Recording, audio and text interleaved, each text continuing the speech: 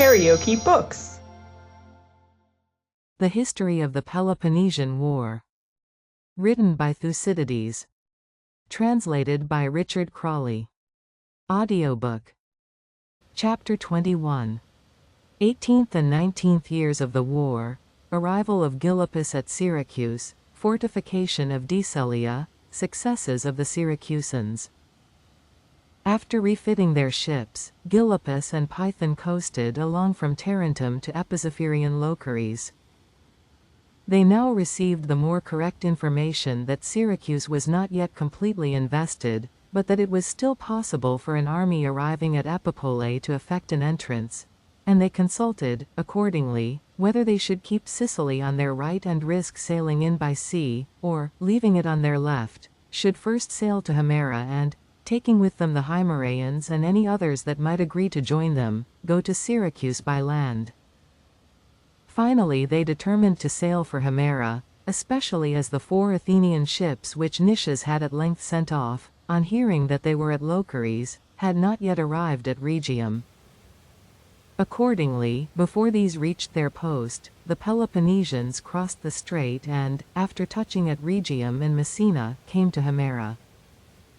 Arrived there, they persuaded the Himeraeans to join in the war, and not only to go with them themselves but to provide arms for the seamen from their vessels which they had drawn ashore at Himera, and they sent and appointed a place for the Selinuntines to meet them with all their forces. A few troops were also promised by the Gelones and some of the Sicels, who were now ready to join them with much greater alacrity, owing to the recent death of Archanidas, a powerful Sicel king in that neighborhood and friendly to Athens, and owing also to the vigor shown by Gylippus in coming from Lacedaemon. Gylippus now took with him about 700 of his sailors and marines, that number only having arms, 1,000 heavy infantry and light troops from Himera with a body of 100 horse, some light troops and cavalry from Selinus, a few Gelones, and Sicels numbering 1,000 in all, and set out on his march for Syracuse. Meanwhile the Corinthian fleet from Leucas made all haste to arrive, and one of their commanders, Gongelus, starting last with a single ship, was the first to reach Syracuse, a little before Gylippus. Gongelus found the Syracusans on the point of holding an assembly to consider whether they should put an end to the war. This he prevented, and reassured them by telling them that more vessels were still to arrive, and that Gylippus, son of Cleandridas, had been dispatched by the Lacedaemonians to take the command. Upon this the Syracusans took courage, and immediately marched out with all their forces to meet Gylippus, who they found was now close at hand. Meanwhile Gylippus, after taking Iatae, a fort of the Sicels, on his way, formed his army in order of battle, and so arrived at Epipolae, and ascending by Euryalus, as the Athenians had done at first, now advanced with the Syracusans against the Athenian lines. His arrival chanced at a critical moment. The Athenians had already finished a double wall of 6 or 7 furlongs to the great harbour, with the exception of a small portion next the sea, which they were still engaged upon, and in the remainder of the circle towards Trogelus on the other sea, stones had been laid ready for building for the greater part of the distance, and some points had been left half finished, while others were entirely completed. The danger of Syracuse had indeed been great. Meanwhile the Athenians, recovering from the confusion into which they had been first thrown by the sudden approach of Gylippus and the Syracusans, formed in order of battle. Gylippus halted at a short distance off and sent on a herald to tell them that, if they would evacuate Sicily with bag and baggage within 5 days' time, he was willing to make a truce accordingly. The Athenians treated this proposition with contempt, and dismissed the herald without an answer. After this both sides began to prepare for action.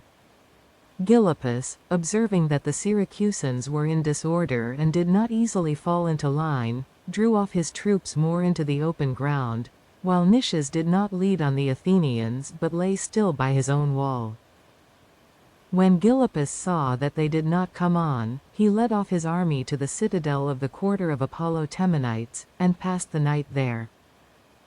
On the following day he led out the main body of his army, and, drawing them up in order of battle before the walls of the Athenians to prevent their going to the relief of any other quarter, dispatched a strong force against Fort Labdalum, and took it, and put all whom he found in it to the sword, the place not being within sight of the Athenians.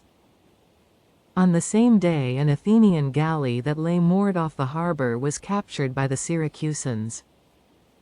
After this the Syracusans and their allies began to carry a single wall, starting from the city, in a slanting direction up Epipolae, in order that the Athenians, unless they could hinder the work, might be no longer able to invest them. Meanwhile the Athenians, having now finished their wall down to the sea, had come up to the heights, and part of their wall being weak, Gylippus drew out his army by night and attacked it. However, the Athenians who happened to be bivouacking outside took the alarm and came out to meet him, upon seeing which he quickly led his men back again. The Athenians now built their wall higher, and in future kept guard at this point themselves, disposing their confederates along the remainder of the works, at the stations assigned to them. Nicias also determined to fortify Plemmyrium, a promontory over against the city, which juts out and narrows the mouth of the great harbor. He thought that the fortification of this place would make it easier to bring in supplies, as they would be able to carry on their blockade from a less distance, near to the port occupied by the Syracusans, instead of being obliged, upon every movement of the enemy's navy, to put out against them from the bottom of the great harbor. Besides this, he now began to pay more attention to the war by sea, seeing that the coming of Gylippus had diminished their hopes by land. Accordingly, he conveyed over his ships and some troops, and built 3 forts in which he placed most of his baggage, and moored there for the future the larger craft and men of war. This was the first and chief occasion of the losses which the crews experienced. The water which they used was scarce and had to be fetched from far, and the sailors could not go out for firewood without being cut off by the Syracusan horse, who were masters of the country, a third of the enemy's cavalry being stationed at the little town of Olympium, to prevent plundering incursions on the part of the Athenians at Plemmyrium. Meanwhile Nicias learned that the rest of the Corinthian fleet was approaching, and sent 20 ships to watch for them, with orders to be on the lookout for them about Lochares and Rhegium and the approach to Sicily. Gylippus, meanwhile, went on with the wall across Epipolae, using the stones which the Athenians had laid down for their own wall, and at the same time constantly led out the Syracusans and their allies, and formed them in order of battle in front of the lines, the Athenians forming against him. At last he thought that the moment was come, and began the attack, and a hand-to-hand fight ensued between the lines, where the Syracusan cavalry could be of no use, and the Syracusans and their allies were defeated and took up their dead under truce, while the Athenians erected a trophy. After this Gylippus called the soldiers together, and said that the fault was not theirs but his. He had kept their lines too much within the works, and had thus deprived them of the services of their cavalry and darters. He would now, therefore, lead them on a second time. He begged them to remember that in material force they would be fully a match for their opponents, while, with respect to moral advantages, it were intolerable if Peloponnesians and Dorians should not feel confident of overcoming Ionians and islanders with the motley rabble that accompanied them, and of driving them out of the country.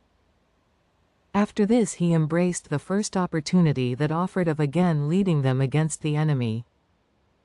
Now Nicias and the Athenians held the opinion that even if the Syracusans should not wish to offer battle, it was necessary for them to prevent the building of the cross wall, as it already almost overlapped the extreme point of their own, and if it went any further it would from that moment make no difference whether they fought ever so many successful actions, or never fought at all. They accordingly came out to meet the Syracusans. Gylippus led out his heavy infantry further from the fortifications than on the former occasion, and so joined battle, posting his horse and darters upon the flank of the Athenians in the open space, where the works of the 2 walls terminated.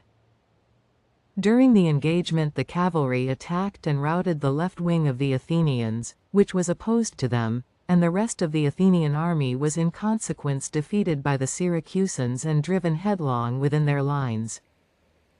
The night following, the Syracusans carried their wall up to the Athenian works and passed them, thus putting it out of their power any longer to stop them, and depriving them, even if victorious in the field, of all chance of investing the city for the future. After this, the remaining 12 vessels of the Corinthians, Ambraciots, and Leucadians sailed into the harbor under the command of Aracinides, a Corinthian, having eluded the Athenian ships on guard, and helped the Syracusans in completing the remainder of the crosswall. Meanwhile, Gylippus went into the rest of Sicily to raise land and naval forces, and also to bring over any of the cities that either were lukewarm in the cause or had hitherto kept out of the war altogether. Syracusan and Corinthian envoys were also dispatched to Lacedaemon and Corinth to get a fresh force sent over, in any way that might offer, either in merchant vessels or transports, or in any other manner likely to prove successful, as the Athenians too were sending for reinforcements, while the Syracusans proceeded to man a fleet and to exercise, meaning to try their fortune in this way also, and generally became exceedingly confident. Nicias, perceiving this, and seeing the strength of the enemy and his own difficulties daily increasing, himself also sent to Athens.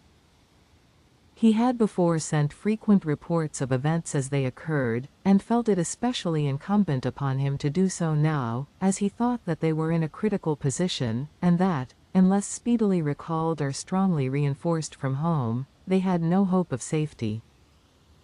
He feared, however, that the messengers, either through inability to speak, or through failure of memory, or from a wish to please the multitude, might not report the truth, and so thought it best to write a letter, to ensure that the Athenians should know his own opinion without its being lost in transmission, and be able to decide upon the real facts of the case.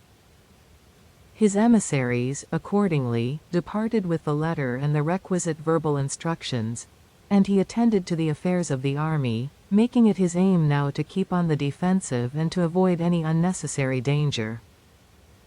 At the close of the same summer, the Athenian general Euetian marched in concert with Perdiccas with a large body of Thracians against Amphipolis, and failing to take it, brought some galleys round into the Strymon, and blockaded the town from the river, having his base at Himeraeum. Summer was now over. The winter ensuing, the persons sent by Nicias, reaching Athens, gave the verbal messages which had been entrusted to them, and answered any questions that were asked them, and delivered the letter. The clerk of the city now came forward and read out to the Athenians the letter, which was as follows. Our past operations, Athenians, have been made known to you by many other letters. It is now time for you to become equally familiar with our present condition, and to take your measures accordingly. We had defeated in most of our engagements with them the Syracusans, against whom we were sent, and we had built the works which we now occupy, when Gylippus arrived from Lacedaemon with an army obtained from Peloponnese and from some of the cities in Sicily.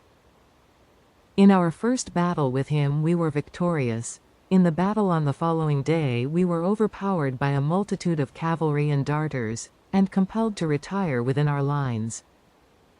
We have now, therefore, been forced by the numbers of those opposed to us to discontinue the work of circumvallation, and to remain inactive, being unable to make use even of all the force we have, since a large portion of our heavy infantry is absorbed in the defense of our lines.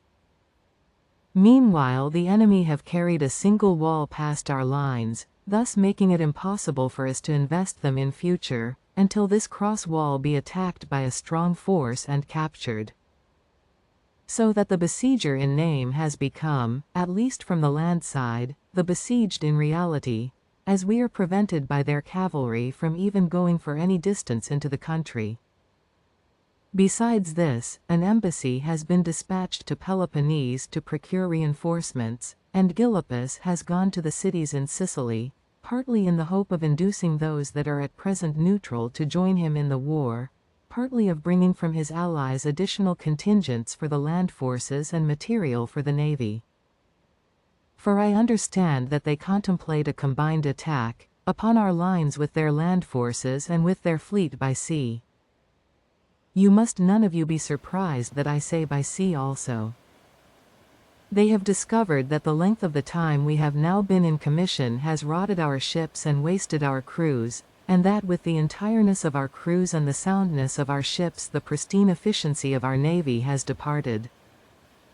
For it is impossible for us to haul our ships ashore and careen them, because, the enemy's vessels being as many or more than our own, we are constantly anticipating an attack. Indeed, they may be seen exercising, and it lies with them to take the initiative, and not having to maintain a blockade, they have greater facilities for drying their ships.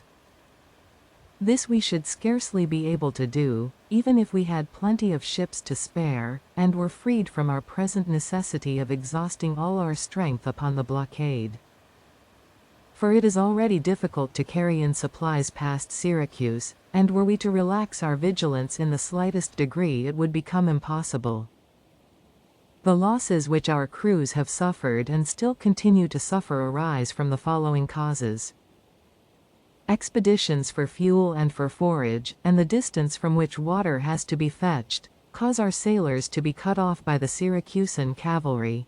The loss of our previous superiority emboldens our slaves to desert. Our foreign seamen are impressed by the unexpected appearance of a navy against us, and the strength of the enemy's resistance. Such of them as were pressed into the service take the first opportunity of departing to their respective cities. Such as were originally seduced by the temptation of high pay, and expected little fighting and large gains, leave us either by desertion to the enemy or by availing themselves of one or other of the various facilities of escape which the magnitude of Sicily affords them.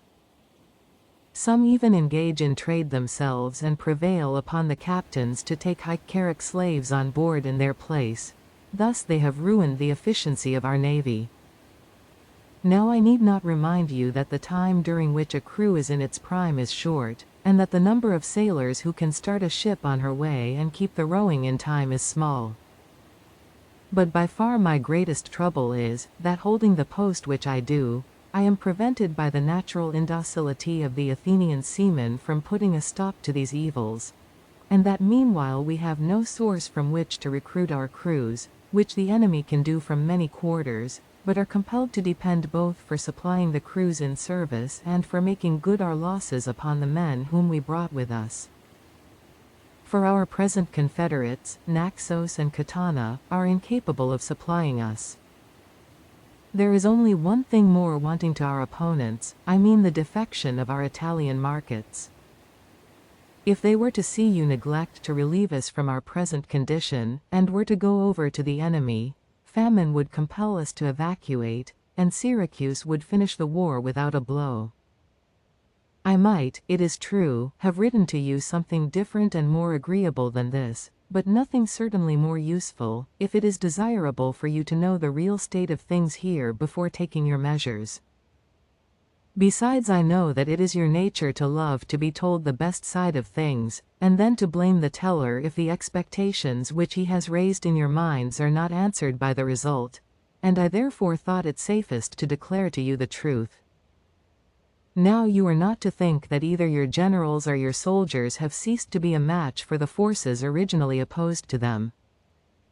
But you are to reflect that a general Sicilian coalition is being formed against us, that a fresh army is expected from Peloponnese, while the force we have here is unable to cope even with our present antagonists.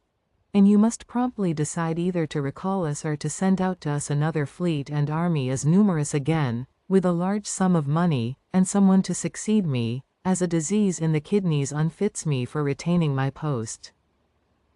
I have, I think, some claim on your indulgence, as while I was in my prime I did you much good service in my commands. But whatever you mean to do, do it at the commencement of spring and without delay, as the enemy will obtain his Sicilian reinforcements shortly, those from Peloponnese after a longer interval. And unless you attend to the matter, the former will be here before you, while the latter will elude you as they have done before. Such were the contents of Nicias's letter. When the Athenians had heard it, they refused to accept his resignation, but chose him 2 colleagues, naming Menander and Euthydemus, 2 of the officers at the seat of war, to fill their places until their arrival, that Nicias might not be left alone in his sickness to bear the whole weight of affairs. They also voted to send out another army and navy, drawn partly from the Athenians on the muster roll, partly from the allies. The colleagues chosen for Nicias were Demosthenes, son of Alcisthenes, and Eurymedon, son of Thucydides. Eurymedon was sent off at once, about the time of the winter solstice, with 10 ships, 120 talents of silver, and instructions to tell the army that reinforcements would arrive, and that care would be taken of them. But Demosthenes stayed behind to organize the expedition, meaning to start as soon as it was spring, and sent for troops to the allies, and meanwhile got together money, ships, and heavy infantry at home. The Athenians also sent 20 vessels round Peloponnese to prevent anyone crossing over to Sicily from Corinth or Peloponnese. For the Corinthians, filled with confidence by the favorable alteration in Sicilian affairs which had been reported by the envoys upon their arrival, and convinced that the fleet which they had before sent out had not been without its use, were now preparing to dispatch a force of heavy infantry and merchant vessels to Sicily, while the Lacedaemonians did the like for the rest of Peloponnese. The Corinthians also manned a fleet of 25 vessels, intending to try the result of a battle with the squadron on guard at Naupactus, and meanwhile to make it less easy for the Athenians there to hinder the departure of their merchantmen, by obliging them to keep an eye upon the galleys thus arrayed against them. In the meantime the Lacedaemonians prepared for their invasion of Attica, in accordance with their own previous resolve, and at the instigation of the Syracusans and Corinthians, who wished for an invasion to arrest the reinforcements which they heard that Athens was about to send to Sicily. Alcibiades also urgently advised the fortification of Decelia, and a vigorous prosecution of the war. But the Lacedaemonians derived most encouragement from the belief that Athens, with 2 wars on her hands, against themselves and against the Siceliots, would be more easy to subdue, and from the conviction that she had been the first to infringe the truce. In the former war, they considered, the offense had been more on their own side, both on account of the entrance of the Thebans into Plataea in time of peace, and also of their own refusal to listen to the Athenian offer of arbitration, in spite of the clause in the former treaty that where arbitration should be offered there should be no appeal to arms. For this reason they thought that they deserved their misfortunes, and took to heart seriously the disaster at Pylos and whatever else had befallen them. But when, besides the ravages from Pylos, which went on without any intermission, the 30 Athenian ships came out from Argos and wasted part of Epidaurus, Chrysae, and other places, when upon every dispute that arose as to the interpretation of any doubtful point in the treaty, their own offers of arbitration were always rejected by the Athenians, the Lacedaemonians at length decided that Athens had now committed the very same offense as they had before done, and had become the guilty party, and they began to be full of ardor for the war. They spent this winter in sending round to their allies for iron, and in getting ready the other implements for building their fort,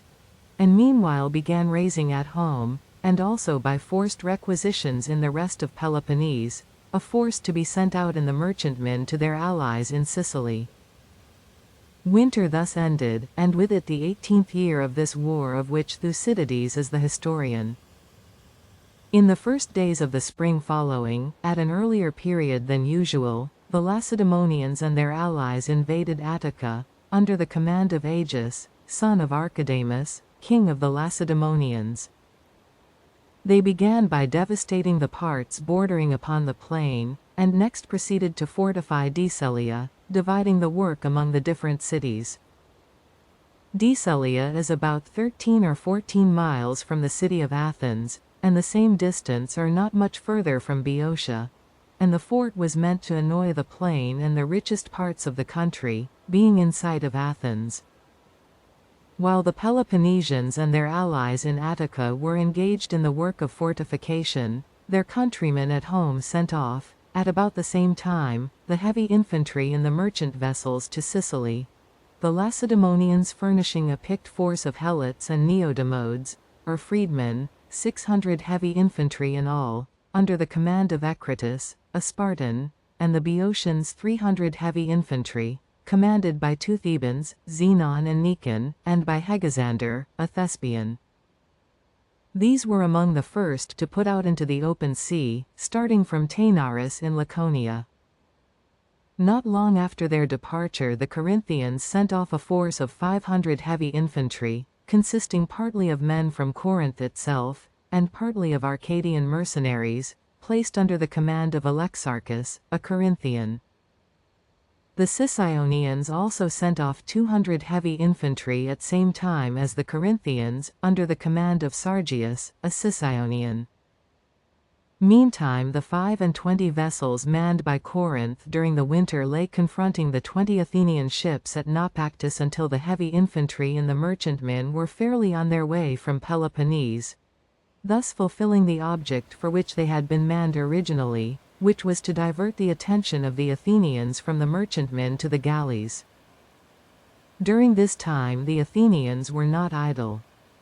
Simultaneously with the fortification of Decelia, at the very beginning of spring, they sent 30 ships round Peloponnese, under Curicles, son of Apollodorus, with instructions to call at Argos and demand a force of their heavy infantry for the fleet, agreeably to the alliance.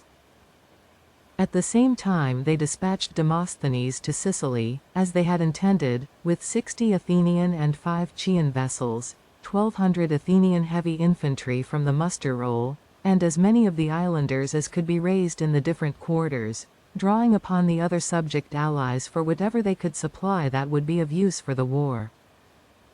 Demosthenes was instructed first to sail round with Curicles and to operate with him upon the coasts of Laconia, and accordingly sailed to Aegina and there waited for the remainder of his armament, and for Curicles to fetch the Argive troops. In Sicily, about the same time in this spring, Gylippus came to Syracuse with as many troops as he could bring from the cities which he had persuaded to join. Calling the Syracusans together, he told them that they must man as many ships as possible, and try their hand at a sea fight, by which he hoped to achieve an advantage in the war not unworthy of the risk. With him Hermocrates actively joined in trying to encourage his countrymen to attack the Athenians at sea, saying that the latter had not inherited their naval prowess nor would they retain it forever. They had been landsmen even to a greater degree than the Syracusans, and had only become a maritime power when obliged by the Mede. Besides, to daring spirits like the Athenians, a daring adversary would seem the most formidable, and the Athenian plan of paralyzing by the boldness of their attack a neighbor often not their inferior in strength could now be used against them with as good effect by the Syracusans. He was convinced also that the unlooked-for spectacle of Syracusans daring to face the Athenian navy would cause a terror to the enemy, the advantages of which would far outweigh any loss that Athenian science might inflict upon their inexperience. He accordingly urged them to throw aside their fears and to try their fortune at sea, and the Syracusans, under the influence of Gylippus and Hermocrates, and perhaps some others, made up their minds for the sea fight and began to man their vessels. When the fleet was ready, Gylippus led out the whole army by night, his plan being to assault in person the forts on Plemmyrium by land, while 35 Syracusan galleys sailed according to appointment against the enemy from the great harbour, and the 45 remaining came round from the lesser harbour, where they had their arsenal, in order to effect a junction with those inside and simultaneously to attack Plemmyrium, and thus to distract the Athenians by assaulting them on 2 sides at once. The Athenians quickly manned 60 ships, and with 25 of these engaged the 35 of the Syracusans in the great harbour, sending the rest to meet those sailing round from the arsenal, and an action now ensued directly in front of the mouth of the great harbour, maintained with equal tenacity on both sides, the one wishing to force the passage, the other to prevent them. In the meantime, while the Athenians in Plemmyrium were down at the sea, attending to the engagement, Gylippus made a sudden attack on the forts in the early morning and took the largest first, and afterwards the two smaller, whose garrisons did not wait for him, seeing the largest so easily taken. At the fall of the first fort, the men from it who succeeded in taking refuge in their boats and merchantmen, found great difficulty in reaching the camp, as the Syracusans were having the best of it in the engagement in the great harbor, and sent a fast-sailing galley to pursue them. But when the two others fell, the Syracusans were now being defeated, and the fugitives from these sailed alongshore with more ease. The Syracusan ships fighting off the mouth of the harbor forced their way through the Athenian vessels and sailing in without any order fell foul of one another, and transferred the victory to the Athenians, who not only routed the squadron in question, but also that by which they were at first being defeated in the harbor, sinking 11 of the Syracusan vessels and killing most of the men, except the crews of 3 ships whom they made prisoners. Their own loss was confined to 3 vessels, and after hauling ashore the Syracusan wrecks and setting up a trophy upon the islet in front of Plemmyrium, they retired to their own camp. Unsuccessful at sea, the Syracusans had nevertheless the forts in Plemmyrium, for which they set up 3 trophies. One of the 2 last taken they razed, but put in order and garrisoned the 2 others. In the capture of the forts a great many men were killed and made prisoners, and a great quantity of property was taken in all. As the Athenians had used them as a magazine, there was a large stock of goods and corn of the merchants inside, and also a large stock belonging to the captains, the masts and other furniture of 40 galleys being taken, besides 3 galleys which had been drawn up on shore. Indeed, the first and chiefest cause of the ruin of the Athenian army was the capture of Plemmyrium, even the entrance of the harbor being now no longer safe for carrying in provisions, as the Syracusan vessels were stationed there to prevent it, and nothing could be brought in without fighting, besides the general impression of dismay and discouragement produced upon the army. After this the Syracusans sent out 12 ships under the command of Agatharchus, a Syracusan. One of these went to Peloponnese with ambassadors to describe the hopeful state of their affairs, and to incite the Peloponnesians to prosecute the war there even more actively than they were now doing, while the 11 others sailed to Italy, hearing that vessels laden with stores were on their way to the Athenians. After falling in with and destroying most of the vessels in question, and burning in the Colonian territory a quantity of timber for shipbuilding, which had been got ready for the Athenians, the Syracusan squadron went to Locri, and one of the merchantmen from Peloponnese coming in, while they were at anchor there, carrying Thespian heavy infantry, took these on board and sailed alongshore towards home. The Athenians were on the lookout for them with 20 ships at Megara, but were only able to take 1 vessel with its crew, the rest getting clear off to Syracuse. There was also some skirmishing in the harbor about the piles which the Syracusans had driven in the sea in front of the old docks, to allow their ships to lie at anchor inside, without being hurt by the Athenians sailing up and running them down. The Athenians brought up to them a ship of 10,000 talents burden furnished with wooden turrets and screens, and fastened ropes round the piles from their boats, wrenched them up and broke them, or dived down and sawed them in 2. Meanwhile the Syracusans plied them with missiles from the docks, to which they replied from their large vessel, until at last most of the piles were removed by the Athenians.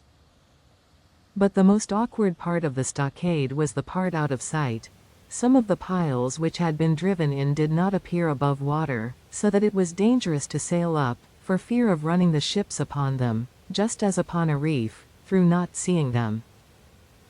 However, divers went down and sawed off even these for reward, although the Syracusans drove in others. Indeed, there was no end to the contrivances to which they resorted against each other, as might be expected between 2 hostile armies confronting each other at such a short distance, and skirmishes and all kinds of other attempts were of constant occurrence. Meanwhile the Syracusans sent embassies to the cities, composed of Corinthians, Ambraciots, and Lacedaemonians, to tell them of the capture of Plemmyrium, and that their defeat in the sea fight was due less to the strength of the enemy than to their own disorder, and generally, to let them know that they were full of hope, and to desire them to come to their help with ships and troops, as the Athenians were expected with a fresh army, and if the one already there could be destroyed before the other arrived, the war would be at an end. While the contending parties in Sicily were thus engaged, Demosthenes, having now got together the armament with which he was to go to the island, put out from Aegina, and making sail for Peloponnese, joined Curicles and the 30 ships of the Athenians. Taking on board the heavy infantry from Argos, they sailed to Laconia, and, after first plundering part of Epidaurus Limera, landed on the coast of Laconia, opposite Cythera, where the temple of Apollo stands, and, laying waste part of the country, fortified a sort of isthmus, to which the helots of the Lacedaemonians might desert, and from whence plundering incursions might be made as from Pylos. Demosthenes helped to occupy this place, and then immediately sailed on to Corcyra to take up some of the allies in that island, and so to proceed without delay to Sicily,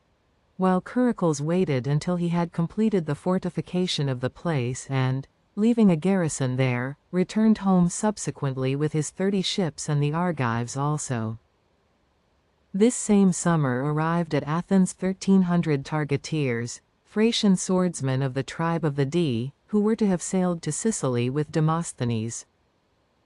Since they had come too late, the Athenians determined to send them back to Thrace, whence they had come, to keep them for the Decelean war appearing too expensive, as the pay of each man was a drachma a day. Indeed, since Decelia had been first fortified by the whole Peloponnesian army during this summer, and then occupied for the annoyance of the country by the garrisons from the cities relieving each other at stated intervals, it had been doing great mischief to the Athenians. In fact, this occupation, by the destruction of property and loss of men which resulted from it, was one of the principal causes of their ruin. Previously the invasions were short, and did not prevent their enjoying their land during the rest of the time. The enemy was now permanently fixed in Attica. At one time it was an attack in force, at another it was the regular garrison overrunning the country and making forays for its subsistence, and the Lacedaemonian king, Agis, was in the field and diligently prosecuting the war. Great mischief was therefore done to the Athenians. They were deprived of their whole country. More than 20,000 slaves had deserted, a great part of them artisans, and all their sheep and beasts of burden were lost. And as the cavalry rode out daily upon excursions to Decelia and to guard the country, their horses were either lamed by being constantly worked upon rocky ground, or wounded by the enemy. Besides, the transport of provisions from Euboea, which had before been carried on so much more quickly overland by Decelia from Oropus, was now effected at great cost by sea round Sunium. Everything the city required had to be imported from abroad, and instead of a city it became a fortress. Summer and winter the Athenians were worn out by having to keep guard on the fortifications, during the day by turns, by night altogether, the cavalry excepted, at the different military posts or upon the wall. But what most oppressed them was that they had 2 wars at once, and had thus reached a pitch of frenzy which no one would have believed possible if he had heard of it before it had come to pass. For could anyone have imagined that even when besieged by the Peloponnesians entrenched in Attica, they would still, instead of withdrawing from Sicily, stay on there besieging in like manner Syracuse, a town, taken as a town, in no way inferior to Athens, or would so thoroughly upset the Hellenic estimate of their strength and audacity, as to give the spectacle of a people which, at the beginning of the war, some thought might hold out 1 year, some 2, none more than 3, if the Peloponnesians invaded their country, now 17 years after the first invasion, after having already suffered from all the evils of war, going to Sicily and undertaking a new war nothing inferior to that which they already had with the Peloponnesians. These causes, the great losses from Decelia, and the other heavy charges that fell upon them, produced their financial embarrassment, and it was at this time that they imposed upon their subjects, instead of the tribute, the tax of a 20th upon all imports and exports by sea, which they thought would bring them in more money, their expenditure being now not the same as at first, but having grown with the war while their revenues decayed. Accordingly, not wishing to incur expense in their present want of money, they sent back at once the Thracians who came too late for Demosthenes, under the conduct of Deitrephes, who was instructed, as they were to pass through the Euripus, to make use of them if possible in the voyage alongshore to injure the enemy. Deitrephes first landed them at Tanagra and hastily snatched some booty. He then sailed across the Euripus in the evening from Chalcis in Euboea and disembarking in Boeotia led them against Mycalessus. The night he passed unobserved near the temple of Hermes, not quite 2 miles from Mycalessus, and at daybreak assaulted and took the town, which is not a large one, the inhabitants being off their guard and not expecting that anyone would ever come up so far from the sea to molest them, the wall too being weak, and in some places having tumbled down, while in others it had not been built to any height, and the gates also being left open through their feeling of security.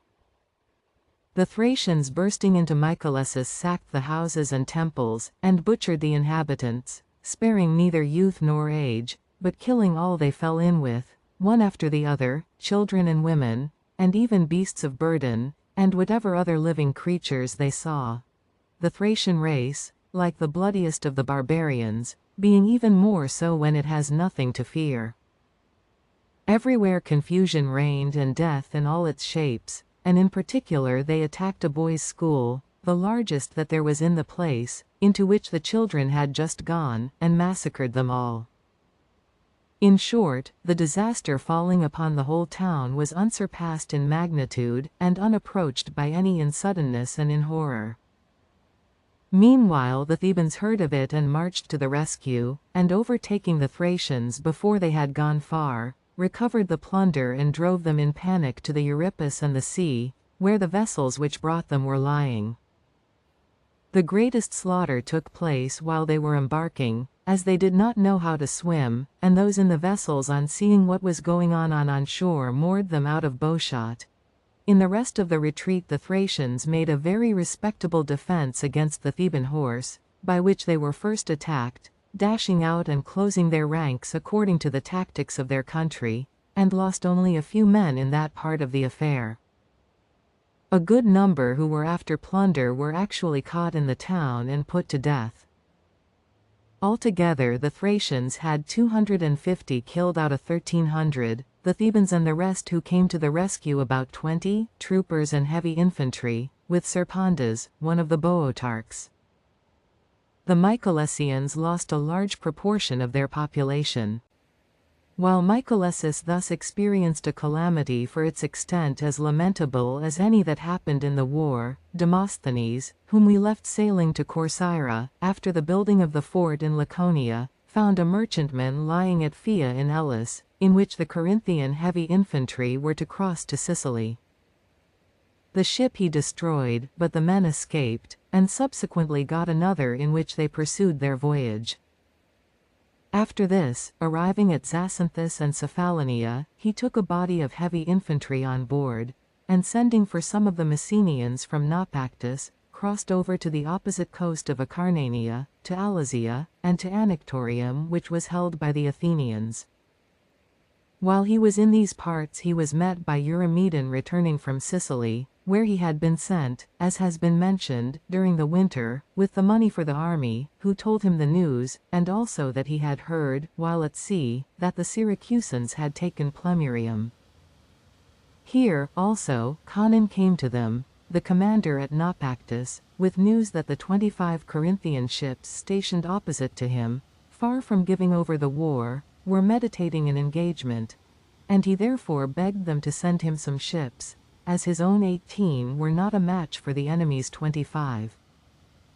Demosthenes and Eurymedon, accordingly, sent 10 of their best sailors with Conon to reinforce the squadron at Naupactus, and meanwhile prepared for the muster of their forces. Eurymedon, who was now the colleague of Demosthenes, and had turned back in consequence of his appointment, sailing to Corcyra to tell them to man 15 ships and to enlist heavy infantry, while Demosthenes raised slingers and darters from the parts about Acarnania.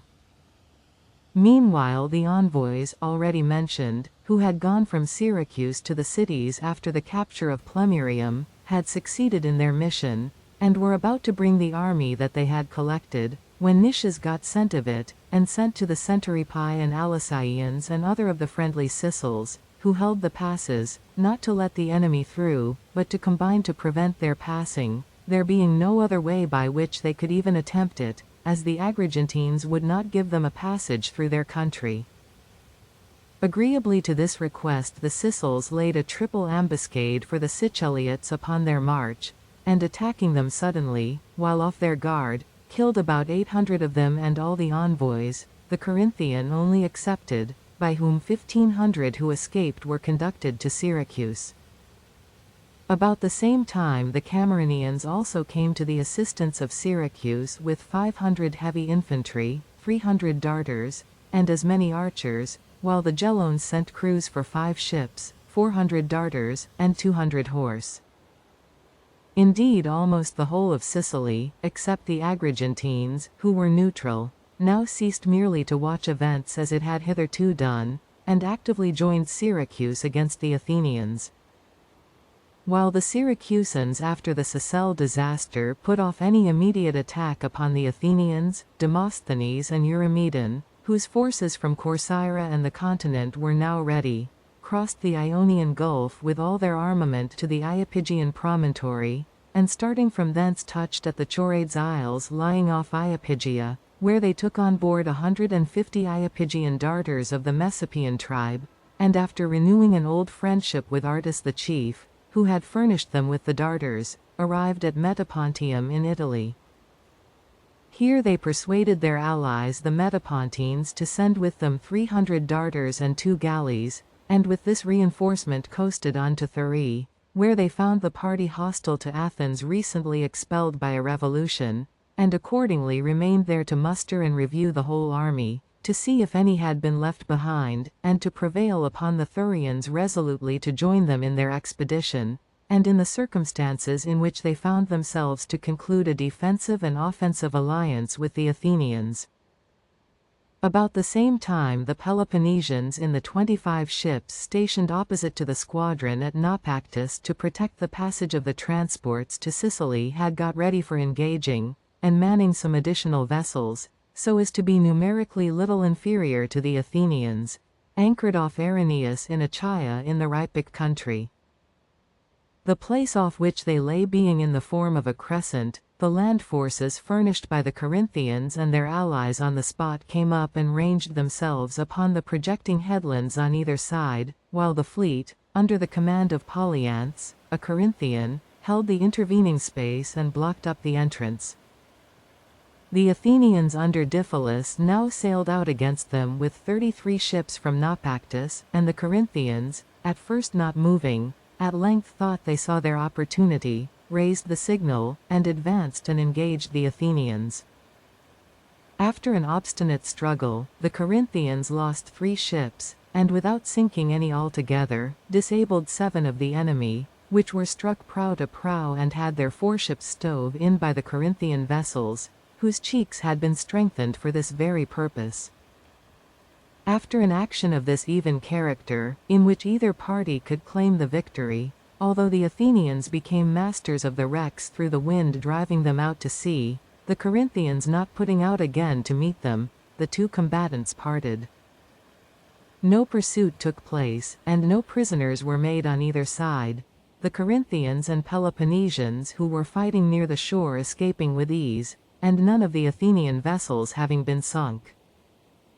The Athenians now sailed back to Naupactus, and the Corinthians immediately set up a trophy as victors, because they had disabled a greater number of the enemy's ships.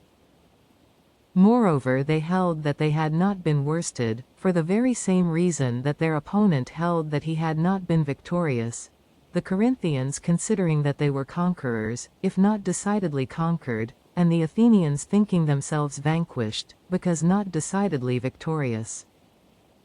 However, when the Peloponnesians sailed off and their land forces had dispersed, the Athenians also set up a trophy as victors in Achaia, about 2 miles and a quarter from Erineus, the Corinthian station. This was the termination of the action at Naupactus. To return to Demosthenes and Eurymedon. The Thurians having now got ready to join in the expedition with 700 heavy infantry and 300 darters, the two generals ordered the ships to sail along the coast to the Crotonian territory, and meanwhile held a review of all the land forces upon the river Sybaris, and then led them through the Thurian country. Arrived at the river Hylias, they here received a message from the Crotonians, saying that they would not allow the army to pass through their country, upon which the Athenians descended towards the shore, and bivouacked near the sea and the mouth of the Hylias, where the fleet also met them, and the next day embarked and sailed along the coast touching at all the cities except Locri, until they came to Petra in the region territory.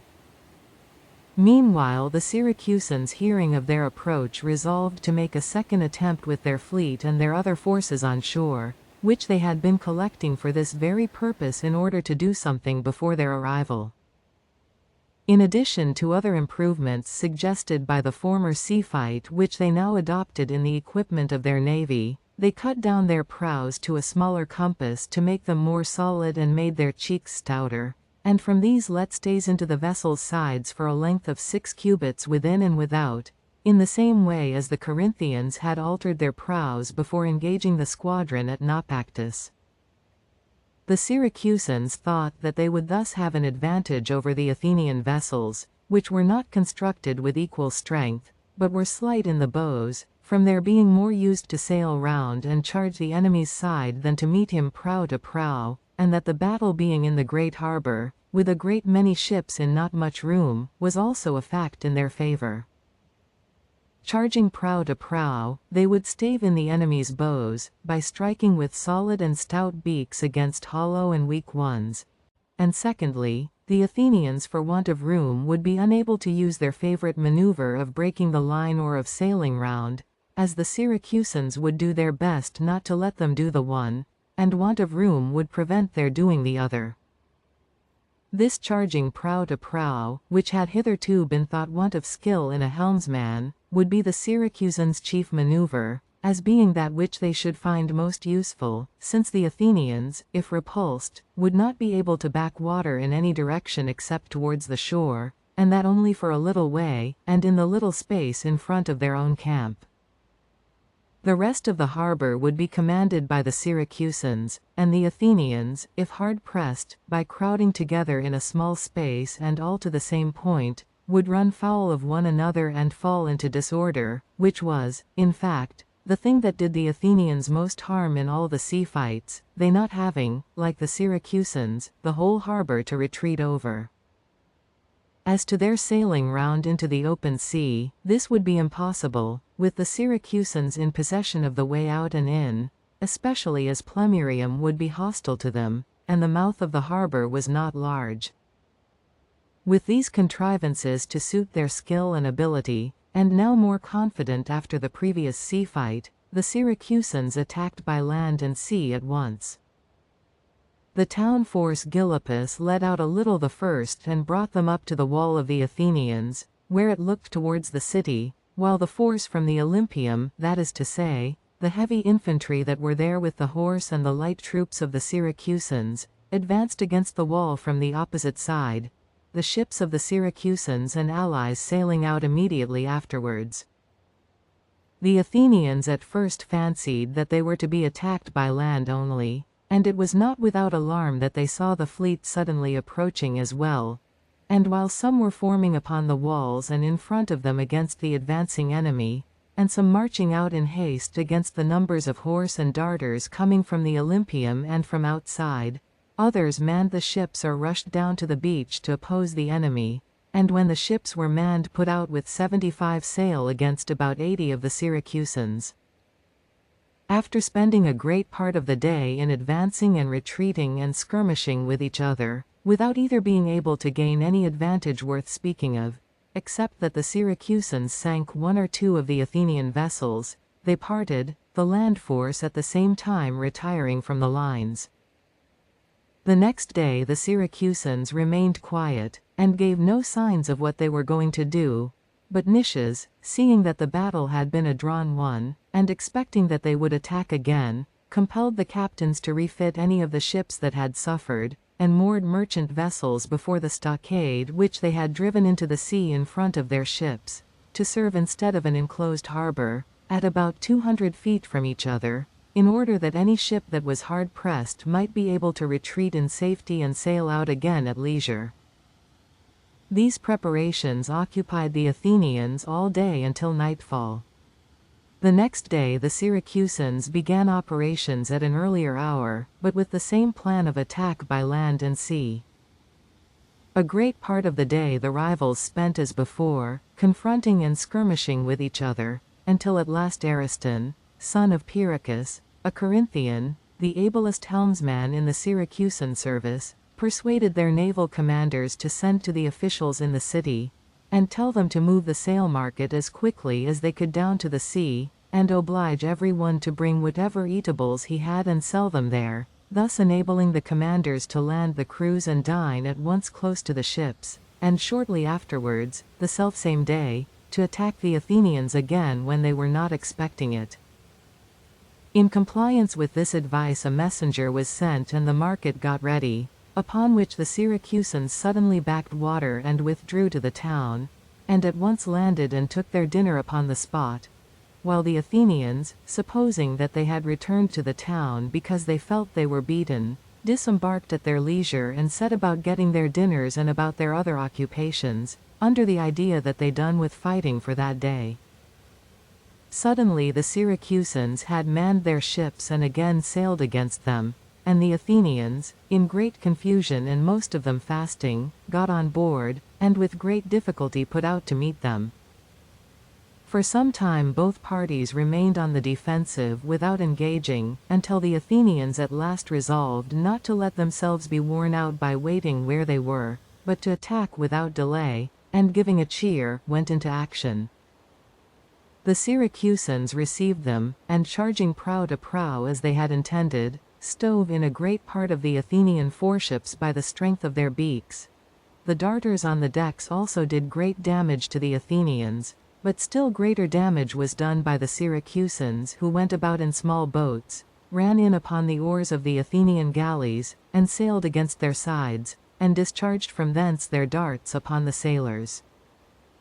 At last, fighting hard in this fashion, the Syracusans gained the victory, and the Athenians turned and fled between the merchantmen to their own station. The Syracusan ships pursued them as far as the merchantmen, where they were stopped by the beams armed with dolphins suspended from those vessels over the passage. Two of the Syracusan vessels went too near in the excitement of victory and were destroyed, one of them being taken with its crew.